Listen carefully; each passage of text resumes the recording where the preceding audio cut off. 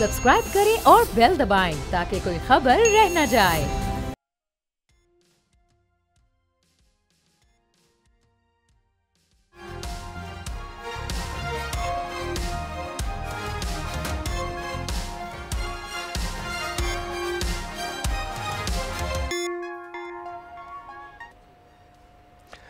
नाज़रीन अस्सलाम वालेकुम। तब्दीली विद डॉक्टर दानिश के साथ हाजिर हैं। आज हमारे साथ एक्सक्लूसिव मेहमान हैं एहसन इकबाल साहब, वफाकी वज़ीर बराए मनसूबा बंदी व तरक्की।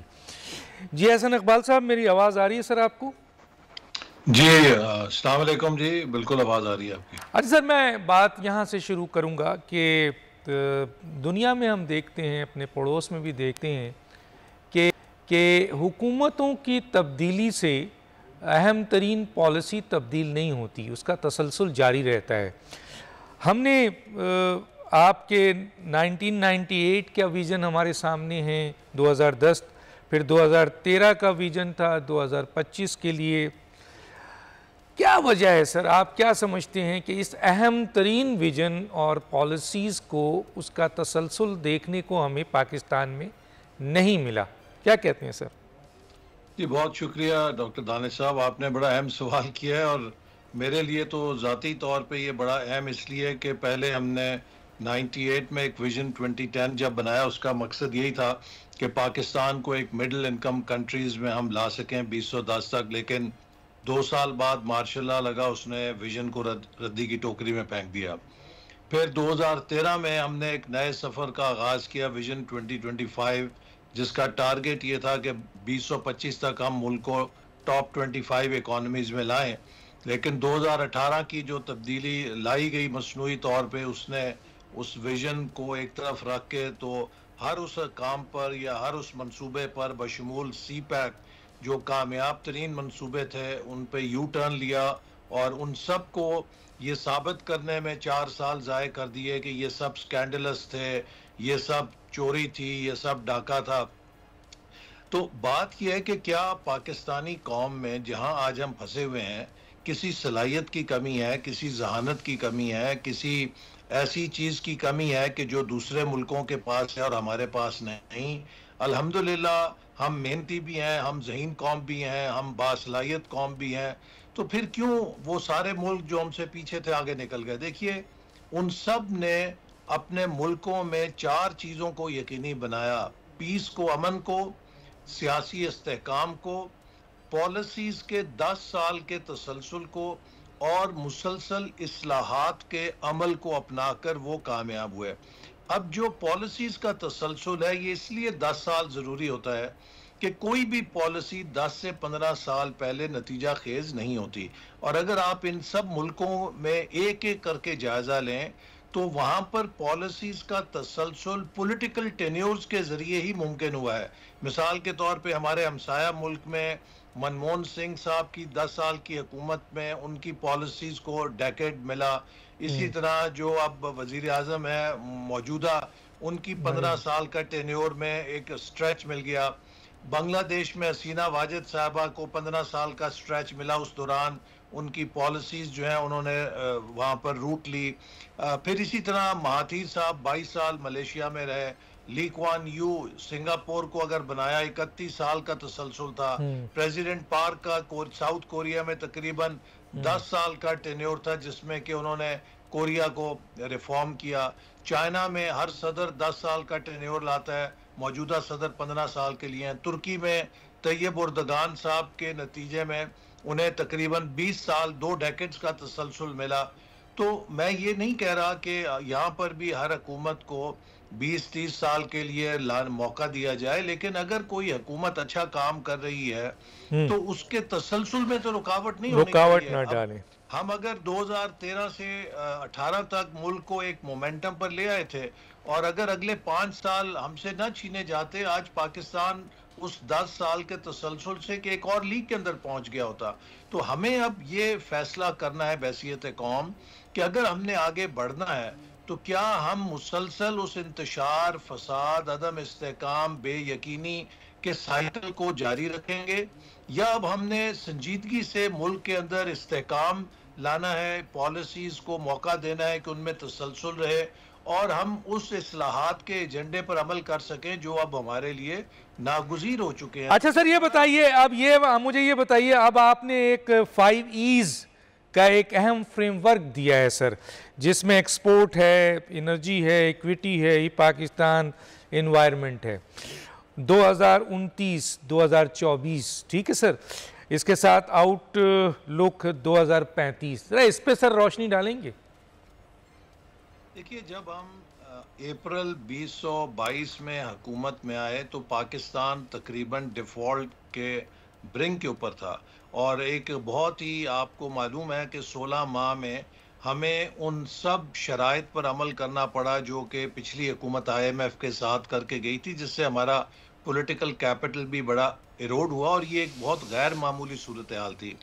तो हमने पाकिस्तान का एक होम ग्रोन एजेंडा, जिसमें कि मुल्क के 1000 प्रोफेशनल्स को प्राइवेट सेक्टर से, एकेडेमिया से, डेवलपमेंट सेक्टर से बुलाया और उनकी मुशावरत से आइंदा के लिए तरजीहात तयन करने का एक फ्रेमवर्क बनाया और उसी की रोशनी में अगले 5 साला मंसूबे की तजावीज़ मुरतब की गई हैं कि वो कौन सी प्रायोरिटीज़ हैं कि जिन्हें हमें अब अपने तरक्याती प्रोग्राम में तरजीही बुनियादों पर फोकस करना है। सबसे पहली चीज़ जो पाकिस्तान की वीकनेस है सबसे बड़ी, वो ये है कि हम 75-76 सालों में एक्सपोर्ट लेड ग्रोथ नहीं ले सके। उसका नुकसान ये है कि जब भी हमारी मईशत ग्रो करती है उससे दरामदात का हम पर दबाव आता है, लेकिन हमारी बरामदात चूंकि नहीं बढ़ पाती तो एक बैलेंस ऑफ पेमेंट क्राइसिस होता है। हम उस अपनी जो डिमांड है फॉरेन एक्सचेंज की पूरी नहीं कर सकते।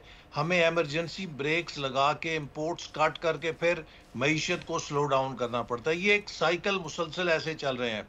तो इससे निकलने का एक ही रास्ता है कि हम भी हर उस मुल्क की तरह जिसने कामयाबी से तरक्की की, अपने ज़र मुबादला के ज़खायर को बिल्ड करने के लिए इमदाद का या कर्ज़ों का सहारा ना लें, बल्कि मुल्क की बरामदात को फ़रोग़ दें। लिहाजा द टॉप प्रायोरिटी जो हमारे 5 ईज़ फ्रेमवर्क में है, अगले 5 सालों के लिए हमें सनत, ज़राअत, टेक्नोलॉजी, माइनिंग, मैन पावर, हर ज़रिए से, फिर क्रिएटिव इंडस्ट्रीज़ हैं, ब्लू इकॉनमी है, इनसे एक्सपोर्ट्स जनरेट करनी है।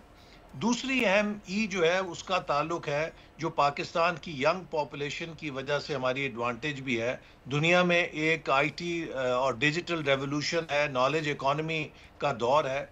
तो अगर हम अपने नौजवानों को IT स्किल्स दे दें तो पाकिस्तान का मतलब यह है कि हम डिजिटल ट्रांसफॉर्मेशन के साथ एक नॉलेज इकॉनमी की तरफ कदम बढ़ाएं। और ये यूं भी ज़रूरी है कि पूरी दुनिया में एक नया 4th इंडस्ट्रियल रेवोल्यूशन आया जिसमें आर्टिफिशियल इंटेलिजेंस और दीगर बिग टेक्नोलॉजी डेटा, ऑटोमेटेशन तब्दील कर रही हैं। यस। तीसरी ई जो है उसका ताल्लुक है एनवायरनमेंट से और उसमें फूड एंड वाटर सिक्योरिटी जुड़े हुए हैं। पाकिस्तान, आपको पता है कि क्लाइमेट चेंज के लिहाज से दुनिया के मोस्ट वल्नरेबल कंट्रीज में है। 2022 में हमें $30 अरब का एक डिजास्टर का सामना करना पड़ा। तो इसके सब कॉन्सिक्वेंसेस हमारी वाटर सिक्योरिटी पे और फूड सिक्योरिटी पे हैं और हमें अपने एग्रीकल्चर को और पानी के निज़ाम को रीस्ट्रक्चर करना है, रीअलाइन करना है इस क्लाइमेट चेंज के जो ख़तरात हैं और वल्नरेबिलिटीज़ के साथ। चौथा ई जो है उसका ताल्लुक एनर्जी और इंफ्रास्ट्रक्चर से है। हमारे मुल्क का इस वक्त बहुत बड़ा बहरान जो हमारे मईशत पे बोझ बन गया है वो तवानाई का है और इसकी एक बड़ी वजह जो है वो ये है क्योंकि 2013 से पहले 10 सालों में कोई बिजली के मंसूबे नहीं लगे और उससे हमें एक गैर मामूली लोड शेडिंग का सामना करना पड़ा। 16-18 घंटे बिजली नहीं थी। तो तकरीबन 4 सालों में 11,000 मेगावाट के मंसूबे लगाए गए ताकि उस कमी पे काबू पाया जा सके। इससे पहले 67 सालों में 18,000 मेगावाट बिजली लगी थी। तो आप अंदाज़ा कर सकते हैं कि एक कलील अरसे में जब इतनी ज़्यादा आप इन्वेस्टमेंट मजबूरन करेंगे ताकि बिजली के बहरान को हल करें तो उसका बोझ भी उसी तनासब से आएगा। फिर जो डिमांड फोरकास्ट थी वो ये थी कि 6% से इकॉनमी अब अगले सालों में ग्रो करेगी। 2018 के बाद इकॉनमी क्रैश कर गई और वो डिमांड भी क्रैश कर गई जिससे इसका बोझ हम पर और पड़ गया।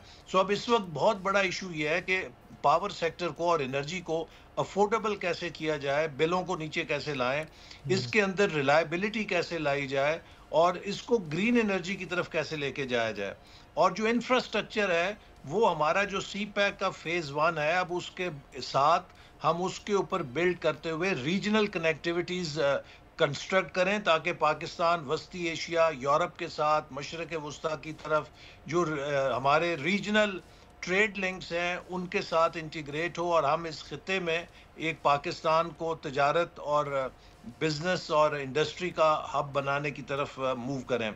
और जो 5th ई है उसका ताल्लुक है एक्विटी से और एम्पावरमेंट से, जिसका मतलब है कि हम अपने मुल्क में और अपने मुआशरे में किस तरीके से समाजी हमवारी लेकर आ सकते हैं, गुर्बत का खात्मा कर सकते हैं, तालीम, सेहत और पॉपुलेशन प्लानिंग पे ख़ास तौर पे फोकस है। और एम्पावरमेंट में पाकिस्तान के जो 2 मुस्तकबिल के अपॉर्चुनिटी एरियाज हैं वो नौजवान हैं और ख़वातीन की तरक्की है।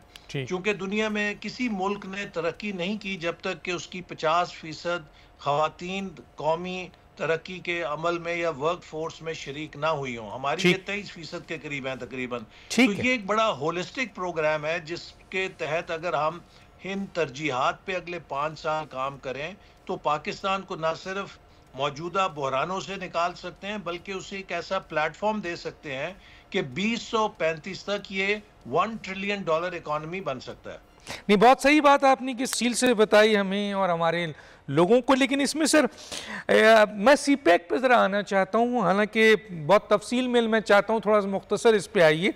सीपैक जो है वो कहा जाता है कि मईशत की जो आपकी मजबूती है और रोज़गार का भी एक बहुत बड़ा ज़रिया है, सनती इनकलाब का भी बहुत बड़ा हिस्सा है, इंफ्रास्ट्रक्चर बहुत ही इम्पोर्टेंट है इसका, बंदरगाह, ग्वादर पोर्ट सिटी। तो इसमें सर हम सुन रहे थे कि 2021 तक शायद, जब 2013 में ये कि 9 कमर्शियल जोन में से 5 कमर्शियल जोन एक्टिव हो जाएंगे।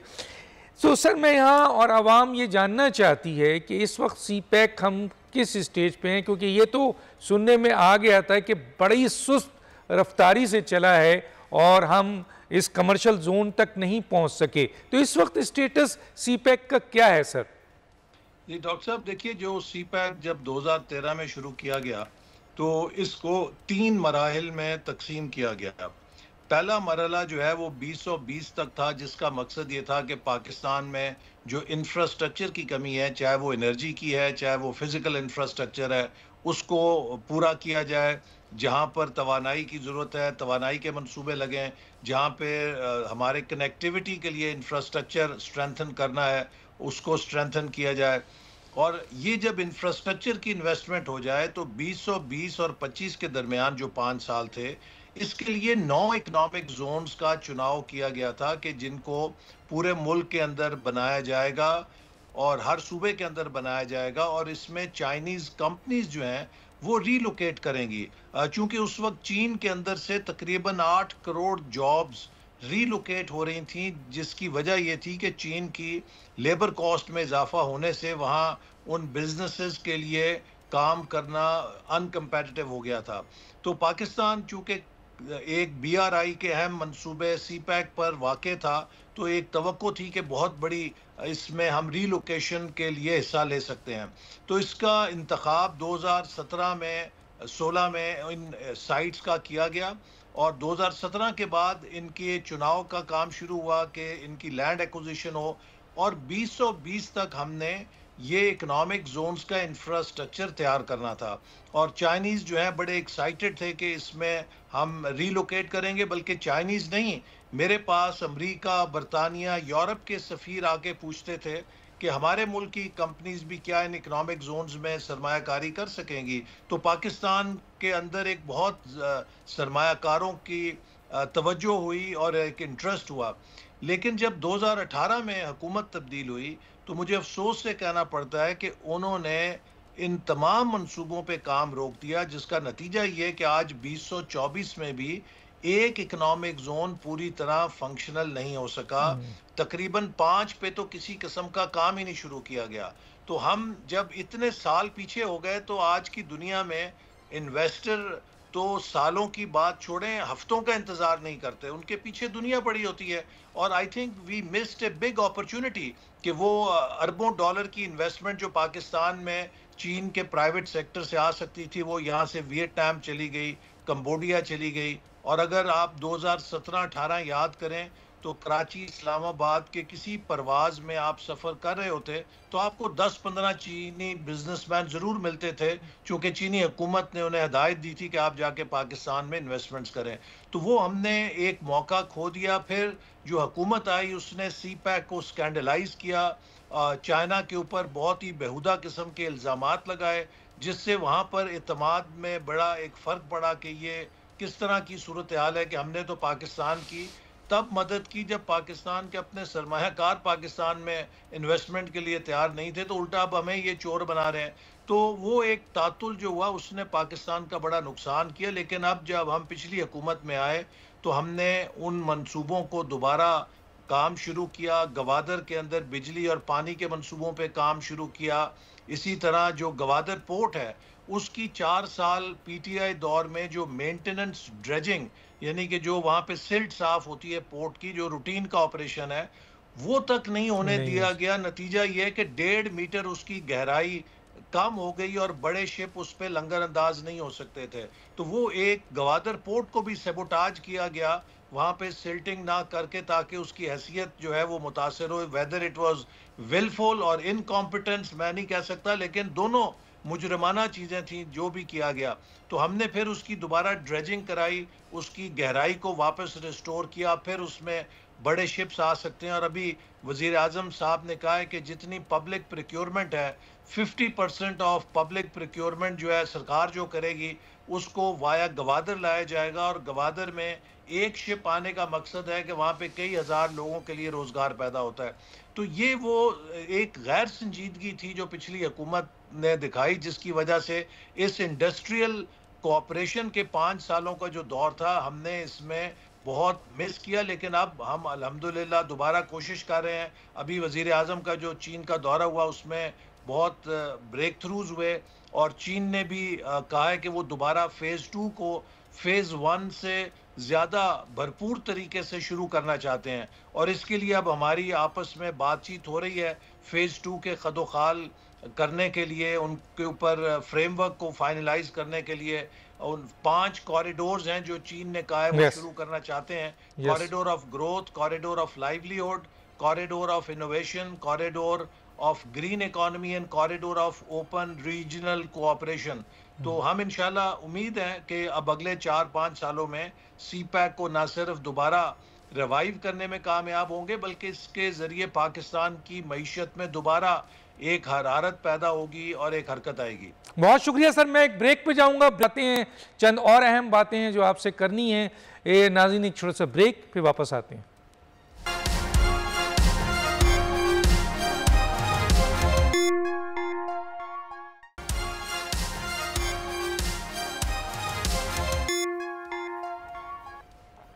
Welcome back sir. इस पे सर थोड़ा मुख्तसर सा हो, फिर मैं कुछ पॉलिटिकल गुफ्तगू भी आपसे कर सकूं। एक तो ये सर आपने बताया कि बिल्कुल मैं देख रहा हूं कि आपकी बार बार ये आपकी इंस्ट्रक्शंस है, रवायती तरीक़ों से निकलना होगा, आर्टिफिशियल इंटेलिजेंस को, बिग डेटा, ऑटोमेशन को जो है वो आपने शामिल करना है।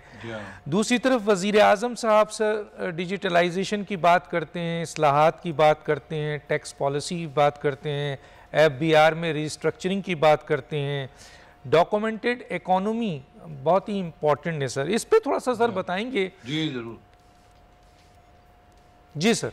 जी, आपकी आवाज़ बीच में रुक गई। देखिए, इस वक्त जो पाकिस्तान जहाँ पर खड़ा है, हमें बहुत हैवी इस्लाहात के एजेंडे की ज़रूरत है। चूँकि एक तो गुज़श्ता 4 सालों में जो मुल्क की मईशत की एक ज़ुबूं हाली हुई, साथ ही साथ जो 70-75 साल की हमारी तारीख़ का सियासी अदम इस्तेहकाम की वजह से मलबा है, वो भी हम पे पड़ा हुआ है।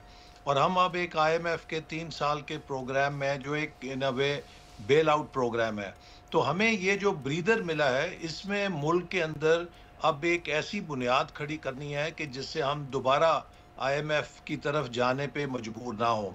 इसीलिए जो नए हमारे इमर्जिंग सेक्टर्स हैं जिसमें IT है, वज़ीर आज़म उसको बहुत एम्फसाइज कर रहे हैं। अभी चीन के जब हम दौरे पर गए तो चीन से 2 लाख नौजवानों की सालाना तरबियत के लिए हवावे कंपनी के साथ मुआहदा किया गया ताकि पाकिस्तान के नौजवानों को वो तरबियत दें और वो IT स्किल्स के साथ लेस होकर इस शोबे में जो सॉफ्टवेयर की फास्टेस्ट ग्रोथ हुई है इस साल पाकिस्तान की, तो पाकिस्तान एक इंफॉर्मेशन पावर की सूरत में उभर सकता है। इसी तरह विजन 2025 के तहत हमने 2017 में पाकिस्तान में national centre for artificial intelligence, national centre for big data and cloud computing, national centre for cyber security, national centre for automation robotics और इसी तरह मज़ीद टेक्नोलॉजी सेंटर्स बनाए थे, जिन्हों के नतीजे में पिछले 5-6 सालों में एक इकोसिस्टम बना है जिससे हम इन इमर्जिंग एरियाज़ में पाकिस्तान को कामयाबी से आगे की तरफ लेके जा सकते हैं। साथ ही साथ हमारा एक बहुत बड़ा चैलेंज ये है कि अगर हमने अपने तरक्याती एजेंडे पर अमल करना है तो डॉक्टर साहब पिछले साल हमारी ये कैफियत हो गई थी कि गुज़श्ता साल के बजट में हुकूमत वफाक में उसके महासिल सूबों का हिस्सा निकालने के बाद 7,000 अरब के करीब थे और जो कर्ज़ों की अदायगी का हुजम था वो 8,500 अरब था। तो आप देखिए कि हमारे पास इतना रेवेन्यू नहीं था कि हम सिर्फ कर्ज़ों की जो अदायगी है उसको पूरा कर सकते हैं, उसके लिए भी उधार मज़ीद उठाना पड़ा और बाकी जो हुकूमत के जितने अखराजात हैं, डिफेंस है, डेवलपमेंट है, सैलरीज हैं, पेंशन है, वो भी सब बोरो करनी पड़ रही थी। तो अब इसका हल क्या है? क्या आप मुल्क को मुस्तकिल उधार पे चला सकते हैं? कतई नहीं।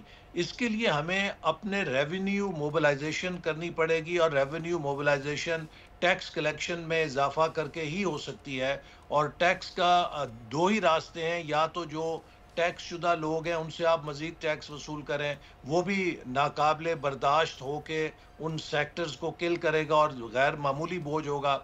लेकिन एक बहुत बड़ा जो चंक है वो हमारा टैक्स चोरी की ज़ुमरे में जाता है, चूँकि हमारी मईशत अनडॉक्यूमेंटेड है। तो लिहाजा वज़ीर आज़म ने एक बैनुल अक़वामी जो टॉप फर्म है उसकी खिदमात हासिल करके जो डिजिटाइजेशन है FBR की और इकॉनमी की, उसके लिए काम शुरू करवाया है कि जिससे आने वाले सालों में ये मुमकिन होगा कि हम टैक्स चोरी को टेक्नोलॉजी के ज़रिए उस पर काबू पा सकें और डॉक्यूमेंटेशन को आगे बढ़ा सकें। तो ये वो सारी इसी तरह जो लॉस मेकिंग इदारे हैं उनसे हम छुटकारा हासिल करें, उनको प्राइवेटाइजेशन करें। जो वो कारोबारी इदारे जिस तरह PIA है उसके लिए एक बहुत एम्बिशियस प्रोग्राम है कि जल्द अज जल्द उसको निजकारी के ज़रिए प्राइवेट सेक्टर को पार्टनर बनाया जाए और उसके ज़रिए इन्वेस्टमेंट हो, नए जहाज़ आएँ और PIA की ग्लोरी जो है साबका वो बहाल हो। एक ज़माने में वो लीडर थी एज एयरलाइन। तो इस सब चीज़ों में जो हुकूमत अब बहुत संजीदगी के साथ काम कर रही है, लेकिन इन सब चीज़ों की कामयाबी का दारोमदार इस बात पर है कि हम मुल्क के अंदर किसी को इजाज़त ना दें कि वो इस्तेहकाम के साथ खेले, मुल्क में इंतशार पैदा करे। पाकिस्तान के दुश्मनों की यही कोशिश है कि हम अपने मुआशी बहाली के अमल को इंतशार के ज़रिए, फसाद के ज़रिए डिसरप्ट करें और हमारी कोशिश बैसियत पाकिस्तानी होनी चाहिए कि हम सब मिलकर अपने अपने हिस्से का इसमें कंट्रीब्यूशन करें। देखिए अब सब जमातों ने फरवरी के इंतखाबात के नताइज तस्लीम कर लिया है। क्या PTI के MNAs और MPs ने हल्फ नहीं उठा लिया 8 फरवरी के इलेक्शंस के ऊपर? अगर आप असेंबलियों के अंदर बैठ के TA वसूल कर रहे हैं, आपने वज़ीर आज़म का इलेक्शन में भी हिस्सा लिया, सदर के भी हिस्सा लिया, स्पीकर के भी हिस्सा लिया, तो आपने डिफैक्टो हर चीज़ को कबूल कर लिया ना। तो अब बेहतर ये है कि आप बजाय सड़कों पे एजिटेशन करने के पार्लियामेंट के अंदर एक तामीरी ऑपोजिशन के ज़रिए अपना किरदार अदा करें और आप दिखाएं KP के अंदर जन्नत बना के कि जी ये हमारा प्रोग्राम है, हम इसे पाकिस्तान के सामने एक जन्नत के तौर पे बना के। अच्छा सर, मेरे पास क्योंकि टाइम कम है, आपने बड़ा अच्छा इसको कवर किया। मैं आता हूं सर आप ही के पॉइंट से।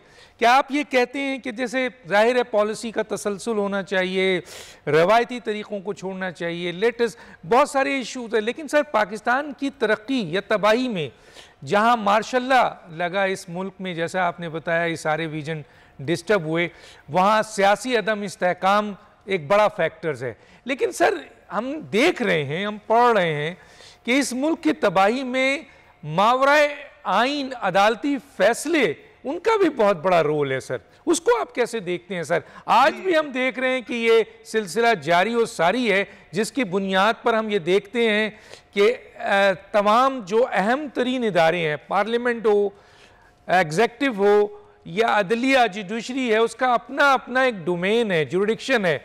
लेकिन जुडिशरी को हम देखते हैं सर कि वो अपने डोमेन से बाहर निकलते हैं। वो अगर हम आपके जनाब चौधरी इफ्तिखार को देखें तो सुओ मोटो नोटिस, कितने इंतज़ामी फैक्टर्स में उनका इन्वॉल्वमेंट, फिर उसके बाद जनाब साकिब निसार साहब 43 सुओ मोटो लेके वो तो वो अपने जुरिडिक्शन से बाहर निकल रहे हैं एक तरफ, और दूसरा मावरे आइन ऐसे फैसले कर रहे हैं जिसमें मुंतखब वज़ीर आज़म जो है उसको फांसी दे दी जाती है, मुंतखब वज़ीर आज़म को खड़ा करके 1 मिनट उसको भेज दिया जाता है, मुंतखब वज़ीर आज़म को चलती हुई हुकूमत को। तो क्या आप नहीं मानते सर कि सिर्फ मार्शल्लाह नहीं, ये सियासी अदम इस्तेहकाम नहीं बल्कि जी, अगर मार्शल्लाह भी लगा और उसने डिसरप्शन की तो मार्शल्लाह को जवाब किसने दिया? अदालत ने दिया। अदलिया ने उनको सैंक्शन किया कि आप बिल्कुल काम करें, आप आइन में भी तरमीम कर सकते हैं। ये चीज इरशाद हसन साहब थे जस्टिस कि जिन्होंने जनरल मुशर्रफ को ये इख्तियार दिया कि आप आइन के अंदर जो मर्जी तरमीम कर लें। अगर अदलिया अपना किरदार ठीक करती तो मार्शल्लाह भी शायद कभी ना आता इस मुल्क के अंदर। इसी तरह आपने देखा कि अदलिया ने जो हमजा शहबाज शरीफ की हुकूमत थी उसको डिसलॉज करने के लिए एक ऐसा फैसला दिया जिसने आइन को रीराइट कर दिया कि जो पार्लियामेंट का काम था और उस पे जो नजर सानी की पिटीशन दी गई उसको हियरिंग तक के लिए नहीं लगने दिया गया, क्योंकि उससे इमरान खान साहब मुतासर होते थे। फिर इसी तरह आपने देखा अभी जो हाल ही में एक जजमेंट आई है मखसूस सीटों की, उसमें भी जो कानूनी माहिरीन है वो यही कह रहे हैं कि उसमें आइन को रीराइट करने की कोशिश की गई है। तो लिहाजा अदलिया का इख्तियार आइन की इंटरप्रिटेशन है, आइन में तरमीम करना या आइन को रीराइट करना नहीं है। और इस तरह की जो कोशिशें, अब देखिए हमारा हम जब निशाने पर थे उस वक्त तो हमारी जो पेशियां 2-2 महीने के लिए मौखर कर दी जाती थी। आज पीटीआई का केस लगता है तो रोजाना की बुनियाद पर समाअत करके उनको रिलीफ मिल जाता है। तो अगर इंसाफ का पैमाना जो आज जारी है ये दुरुस्त था तो हमारे साथ ज्यादती की गई है, और अगर जो इंसाफ का पैमाना हमें दिया गया था वो दुरुस्त था तो आज पीटीआई के साथ इम्तियाजी सलूक किया जा रहा है। तो मैं समझता हूं कि ये जो एक दो अमली है या जो दो कवानीन है कि जिनका हर दौर में मुख्तलिफ इतलाक होता है, इससे लोगों का एतमाद अदालती निज़ाम पर भी हिलता है और इससे मुल्क में अदम इस्तेकाम और बेयकीनी पैदा होती है। देखिए रूल ऑफ लॉ और एक अच्छी इंसाफ के निज़ाम का मतलब ये है कि वो मुल्क में इस्तेकाम पैदा करे, मुल्क में वो ऑर्डर को बहाल रखे। अगर अदालत के किसी फैसले से बेयकीनी पैदा होती है, मुल्क में अदम इस्तेकाम पैदा होता है, तो मेरे नज़दीक वो रूल ऑफ लॉ का फैसला नहीं है, वो पॉलिटिकली मोटिवेटेड फैसला हो सकता है। ठीक है सर, मैं ये भी यहाँ पे पूछना चाहता हूँ सर, देखें हर वैसे तो सियासतदानों का, ब्यूरोक्रेट्स, बहुत से लोगों का एहतसाब सामने देखा गया है। फ़ौज को मुक़द्दस गाय कहा जाता है, लेकिन हमने देखा है कि फ़ौज के अंदर भी एहतसाब का अपना एक तरीक़ेकार है जिसमें कई अहम लोगों को सज़ाएँ दी गई। अभी रिसेंटली DGI लेवल पर कोर्ट मार्शल हो रहा है। लेकिन सर जो मावरा आइन जिसके तहत पूरी की पूरी हुकूमत गिर जाती है, पाकिस्तान को शदीद नुकसान पहुंचता है और पाकिस्तान जो है वो बहुत नीचे आ जाता है, मईशत तबाह हो जाती है, उससे सियासी अदम इस्तेहकाम भी बनता है, हुकूमतें काम नहीं कर सकती हैं। ऐसे मावरा आइन फैसलों पे जिस पे आइन की पामाली होती है, उनका भी एक एहतसाब का अपना 209 मौजूद है सुप्रीम जुडिशल काउंसिल, लेकिन हम देखते नहीं हैं सर कि ब्रदर जजेस के ख़िलाफ़ कोई एहतसाबी अमल हुआ हो। और उसी की वजह है कि री राइटिंग ऑफ द कॉन्स्टिट्यूशन हो रहा है और प्लेटफॉर्म पर खड़े होकर एक जज ये कहते हैं कि इस अनकॉन्स्टिट्यूशनल फैसले को हर सूरत में हुकूमत ने मानना है, इदारों ने मानना है। इसका कोई सद्दबाब है सर? देखिए, मैं समझता हूं कि इस बारे में खुद अदलिया को भी संजीदगी से जायज़ा लेना चाहिए कि उसके ऊपर अवाम का एतमाद तभी बहाल होगा कि जब ऐसे फैसले नहीं होंगे, और अगर कोई इस तरह करता है तो उसके लिए कोई निज़ाम होना चाहिए उसके अकाउंटेबिलिटी का। इंडिया के अंदर पार्लियामेंट के ज़रिए आप इंडाइट कर सकते हैं उन जजेस को कि जिनके खिलाफ ठोस सबूत हो कि जो किसी मिसकॉन्डक्ट का निशाना है। अब यहाँ पर अदलिया के पास खुद ही ये इख्तियार है कि वो खुद ही फैसला करेगी कि वो क्या कर सकती है। अभी हाल ही में आपने देखा कि मुज़ाहिर नकवी साहब के खिलाफ इतना कुछ साबित हुआ, लेकिन क्या कार्रवाई हुई? सिर्फ यही हुई कि उनसे जो है उनका ओहदा ले लिया गया। बाकी हमने तो झूठे केसों के अंदर जेलें भी भुगती हैं। हमें तो बात बात के ऊपर जो है वो हमारे तमाम लोगों को जेलों में डाला गया और बाद में बेगुनाही भी साबित हो गई, लेकिन हमने वो सब चीज़ें देखी। लेकिन क्या अगर किसी जज ने मिस अप्रोप्रिएशन की है और उसके खिलाफ शिकायत साबित होती हैं तो उसको भी कभी कानून ने अपनी गिरफ्त में लिया है? ये एक सवालिया निशान है। इसी तरह जो बरतानिया दौर की रवायतें हैं उनको ख़त्म करना होगा कि अब ये बात मुझे बताएं कि दुनिया में कहाँ अब रह गई। पहले गोरे जज होते थे, वो साहब बहादुर ने जज ने आइशी बरतानिया जाना होता था, लंबा सफ़र था, 2-2 3-3 महीने की अदलिया की छुट्टियां होती थी, मौसम गर्मा के अंदर अदालत बंद हो जाती थी, इंसाफ बंद हो जाता था। अब यहीं के जज साहिबान हैं, मुकामी जज साहिबान हैं, और हमें इतना जजेस का सामने वर्कलोड है, इतनी पिटिशंस पेंडिंग है। क्या हम ये 2 महीने की छुट्टियों की याशी अफोर्ड कर सकते हैं? आप मुझे बताइए कि क्या कभी पार्लियामेंट, इंतज़ामिया या कोई ओहदा होता है जी बस 2 महीने हम छुट्टी पे जा रहे हैं? छुट्टी पे तो फारिग लोग जाते होते हैं। तो मेरा ख्याल है कि इस तरह की रिफॉर्म्स अदलिया को खुद सर चीफ जस्टिस ने बड़ा अच्छा बयान दिया। अभी मैं मुख्तसर सा ये उसका स्टेटमेंट कि पार्लियामेंट इन तमाम चीज़ों को दुरुस्त कर सकती है, सही कर सकती है। अगर सुप्रीम कोर्ट के अंदर सिर्फ एक सिलेक्टेड केसेस लगाया जाता है और फौरी उसका रिजल्ट भी आ जाता है, और 58,000 पेंडिंग केसेस हैं सालों से, और 24 लाख से ज़्यादा मुख्तलिफ कोर्ट्सों में केसेस हैं, तो ये कारकर्दगी है सर 140 नंबर पे है। मेरा सवाल ये है कि सर अगर पार्लियामेंट ने इलेक्शन एक्ट 2017 में तरमीम की रिजर्व सीट के हवाले से, अदालत का फैसला ऑलरेडी मौजूद है, 2 जजेस ने कहा है कि रीराइटिंग ऑफ द कॉन्स्टिट्यूशन है।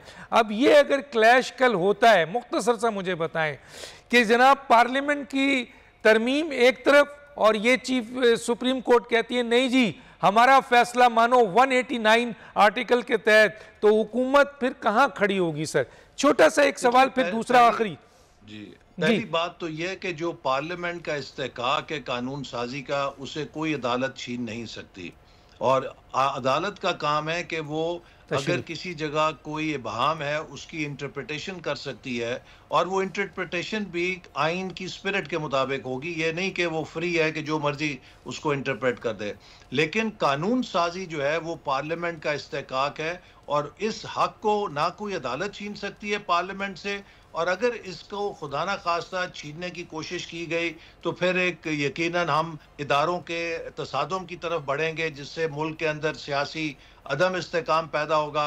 तो ये वो चीज़ें हैं कि जिनसे हमें कतन इज्तनाब करने की ज़रूरत है। अदलिया को अपने दायरे में काम करना चाहिए, इंतज़ामिया को अपने दायरे में, और इसी तरह पार्लियामेंट। सर अदलिया नहीं कर रही है ना सर, अदलिया नहीं कर रही है, इंतज़ामिया कुछ उसका हल नहीं निकाल रही है, और पार्लियामेंट जो है वो जाहिर है उसके पास सारे इख्तियारात। पार्लियामेंट की जिम्मेदारी है, और पार्लियामेंट इंशाल्लाह। तो कॉन्स्टिट्यूशनल कोर्ट क्यों नहीं बना देते सर आप? कॉन्स्टिट्यूशनल कोर्ट क्यों नहीं बना देते? इसमें जो भी इस निज़ाम में इस्लाह के लिए कानून साजी है वो करना पार्लियामान की जिम्मेदारी भी है और फ़र्ज़ भी है। क्योंकि इस वक्त पाकिस्तान के लोगों से अगर आप पूछें कि आपका मसला क्या है, महंगाई के बाद वो दूसरा नंबर इंसाफ का देंगे कि हमें इंसाफ नहीं मिलता। तो हमें इस बारे में काम करने की जरूरत है, और इंशाल्लाह करेंगे।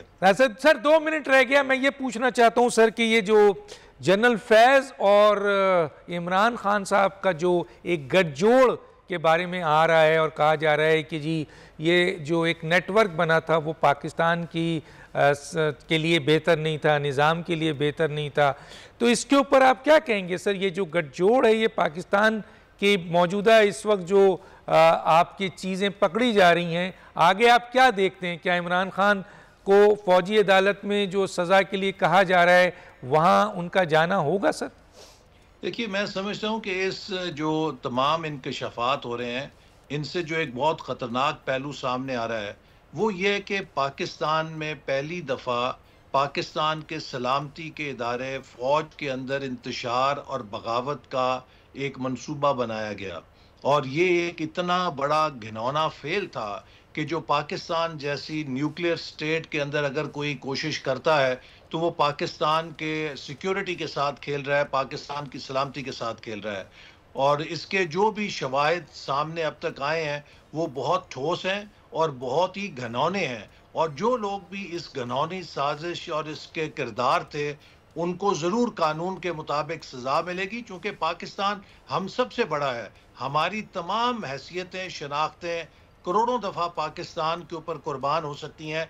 पाकिस्तान किसी की अना और ज़ात के लिए कुर्बान नहीं किया जा सकता। बहुत शुक्रिया सर, क्योंकि वक्त बिल्कुल ख़त्म हो चुका है। इस स्टेज पे इंशाल्लाह फिर आपको मदऊ करेंगे, आपका टाइम लेंगे ताकि अहम तरीन और इशूज़ पे बात की जाए। ये थे जनाब एहसन इकबाल साहब। यकीनन बहुत सारे सवालात मेरे बाकी हैं, लेकिन क्योंकि वक्त कम है, काफ़ी चीज़ों की आगाही हमें भी हुई और लोगों को भी हुई होगी। वक्त ख़त्म हो जाता है। डॉक्टर दानिश को इजाज़त दीजिए। अल्लाह हाफ़िज़।